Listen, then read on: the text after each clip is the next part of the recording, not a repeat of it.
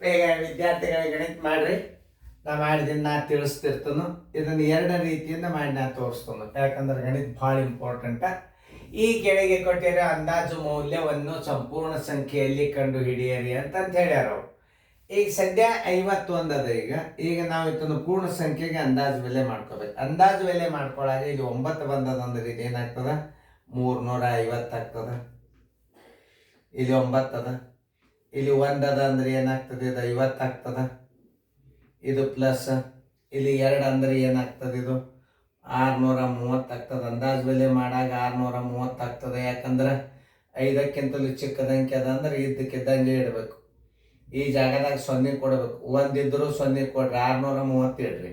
2 ಇದ್ರು 630 ಇಡ್ರಿ. 3 ಜರ್ ಬಂದಿದ್ರು 630, 4 ಇದ್ರು 600, 5 ಬಂತಂದ್ರೆ 631 ಆಗ್ತದೆ.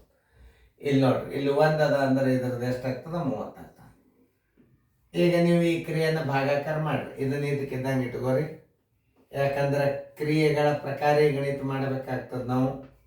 50 ಈಗ ಪ್ಲಸ್ ಭಾಗಾಕಾರ ಕ್ರಿಯೆ ಮೊದಲ ಈ 2 0 ಅದು 3 2 6, 3 1 3, ಈ 0 ಹೊತ್ತು, ಈ 0 ಹೊತ್ತು, ಇನ್ನು 63 ಉಳಿತು. ಹಿಂಗೆ ತಿಳ್ಕೊಬೇಕು. ಹುಡುಗರು ಫಾಸ್ಟ್ನ್ಯಾಗ ತಿಳ್ಕೊಬೇಕು. 3 2 6, 3 1 3. ಈಗ ಗುಣಾಕಾರ ಮಾಡ್ರಿ. ಇದನ್ನು 2 ಪೂಜಿ ಹೊರಗಿಡ್ರಿ. 2 ಪೂಜಿ ಹೊರಗಿಟ್ರಿ. ಆಮೇಲೆ 5 5 25, 2 5 3 15, 1 2 17. ಈ ಪ್ಲಸ್ ಅನ್ನ 21 ಇದ್ರ ಕೂಡಿಸ್ಬಿಡ್ರಿ. ಅಂದ್ರೆ ಏನು ಬರ್ತದ ನೋಡ್ರಿ.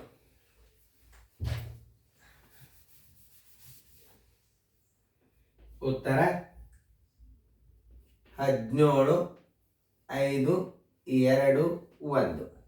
ಉತ್ತರ ಸಂಖ್ಯೆ 17 521. ಉತ್ತರ ಸಂಖ್ಯೆ ಎಷ್ಟದ? ಡಿ ಅದ ನೋಡ್ರಿ.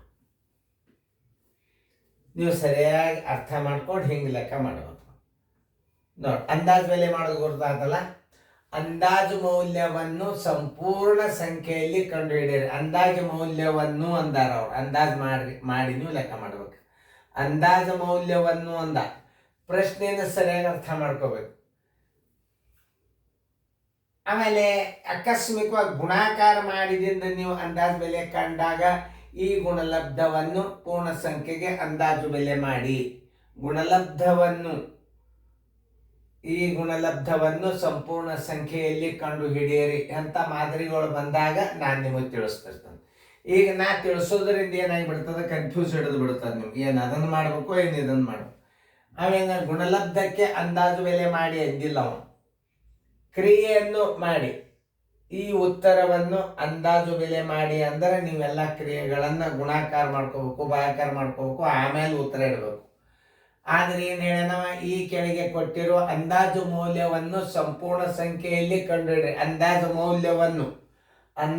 ಮೌಲ್ಯವನ್ನು ಅಂದರೆ ನೀವು ಅಂದಾಜು ಮಾಡ್ಕೋರಿ ಅಂದಂಗೆ. ಅದು ಕನ್ನಡವನ್ನು ಸರಿಯಾಗಿ ಅರ್ಥ ಮಾಡ್ಕೋಬೇಕು ನೀವು. ಅಂದಾಜು ಮೌಲ್ಯವನ್ನು ಅಂದರೆ ಏನು? ಅಂದಾಜು ಬೆಲೆ ಮಾಡಿಕೊಂಡು ನೀವು ಪೂರ್ಣ ಸಂಖ್ಯೆದಾಗ ಕಂಡು ಹಿಡಿಯಿರಿ ಅಂದ್ರೆ ನೀವು ಹಿಂಗೆ ಮಾಡಬೇಕು ನೋಡಿ. ಈಗ ನಾ ಗುಣಾಕಾರ ಮಾಡುವಾಗ ಏನು ಮಾಡಿದ? ಇಲ್ಲಿ 1 ಅದ 50 ಆತು. ಇದು 9 ಅದ 350. ಪೂರ್ಣ ಸಂಖ್ಯೆಗೆ ಅಂದಾಜು ಮೌಲ್ಯ ಇದು.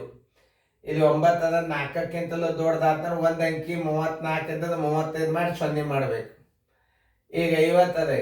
ಇದು 4ಕ್ಕಿಂತಲೂ ಚಿಕ್ಕದ, ಇದಕ್ಕಿದ್ದಂಗೆ ಇಡ್ಬೇಕು. 5 ಇಟ್ಟು ಆ ಜಾಗದಾಗ 0 ಇಡ್ಬೇಕು. ಇದು ಅಂದಾಜು ಮೌಲ್ಯ ಅಂತ. ಪ್ಲಸ್ 632 4ಕ್ಕಿಂತಲೂ ಚಿಕ್ಕದದ 63 ಇಟ್ಟು ಆ 2ರ ಸ್ಥಾನದಾಗ 0 ಕೊಡ್ಬೇಕು. ಭಾಗಿಲೆ 3 ಅಂದಾಜು ಮೇಲೆ 4ಕ್ಕಿಂತಲೂ ಚಿಕ್ಕದದ ಆ ಜಾಗದಾಗ 0 ಕೊಟ್ಟು ತಳಗಿಟ್ಬಿಟ್ರೆ ಅಂದಾಜು ಮೌಲ್ಯ ಆಗಿಬಿಡ್ತದೆ. ಒಂದ್ಸಲ ಹೇಳೋದನ್ನು ಸರಿಯಾಗಿ ತಿಳ್ಕೊಂಡ್ಬಿಟ್ರು ನೀವು. ಅಂದಾಜು ಮೌಲ್ಯ ಮಾಡೋದು ನಿಮಗೆ ಹ್ಯಾಂಗ?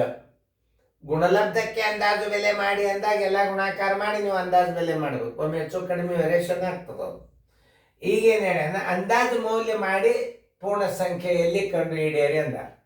ಕೊಟ್ಟಿರುವ ಅಂದಾಜು ಮೌಲ್ಯವನ್ನು ಸಂಪೂರ್ಣ ಸಂಖ್ಯೆಯಲ್ಲಿ ಕಂಡು ಹಿಡಿಯಿರಿ ಅಂದ್ರೆ ಪ್ರಶ್ನೆಯನ್ನು ಸರಿಯಾಗಿ ಮೀನಿಂಗ್ ಮಾಡ್ಕೋಬೇಕು. ನವೋದಯದಾಗ ಪ್ರಶ್ನೆ ಅರ್ಥ ಸರಿಯಾಗಿ ಮಾಡ್ಕೋಬೇಕು. ಚಂದ ಬಿಡಿಸ್ಕೋರಿ ಫೇರ್ದಾಗ.